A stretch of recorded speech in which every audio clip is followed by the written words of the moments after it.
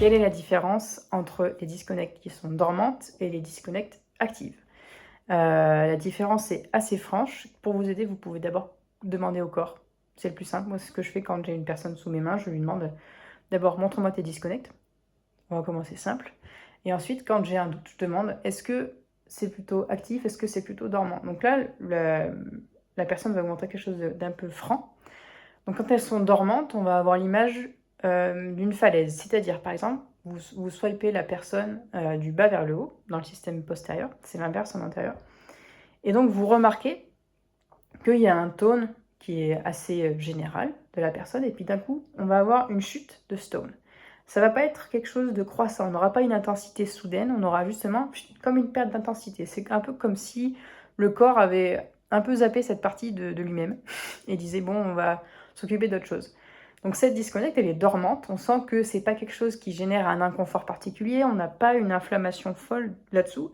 Simplement, on a un endroit où le corps, a un peu zappé de s'en occuper. Ce qui n'est pas grave, et puis ça peut être résolu simplement comme vous le verrez après. Donc voilà les dormantes. Ça va être un peu l'image d'une falaise, ça va être, comme, si on parle de musique par exemple, on va avoir, un bon vieux rock and roll, en tone général disons et ça va switcher à une musique, de chambre, tranquillou, où là, ce sera 2 tones qui sont complètement différents. On aura vraiment une chute.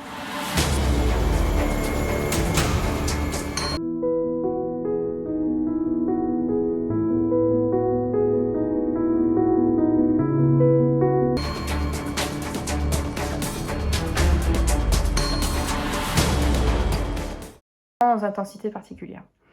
Donc c'est pareil quand on va commencer, quand on va se mettre à adresser la continuité. Par la suite, on va regarder les disconnects qui sont actives, où là, ça va décrire quelque chose en dessous qui va être beaucoup plus intense. On va avoir des disconnects actives qui vont être, par exemple, qui vont démontrer qu'il y a peut-être une hernie discale en dessous, il peut y avoir eu des opérations, des traumatismes. Là, on va avoir une intensité qui va gronder sous les mains. Ça va être comme une tempête, comme, c'est souvent décrit chez nous par, des vagues qui se fracassent contre un mur, par exemple.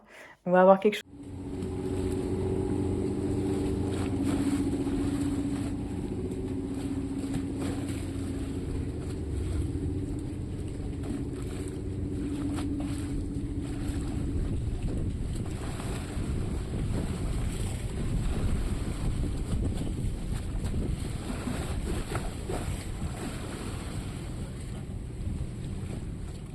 On va avoir quelque chose qui va grandir, qui va être très inconfortable pour la personne, bien plus finalement que les disconnects qui sont dormantes. Et ça va être vraiment important de ne pas les oublier après avoir réglé les dormantes pour pouvoir vraiment avoir une perspective globale de la personne et lui permettre d'être dans le maximum d'aise possible une fois que elles seront réglées. Voilà.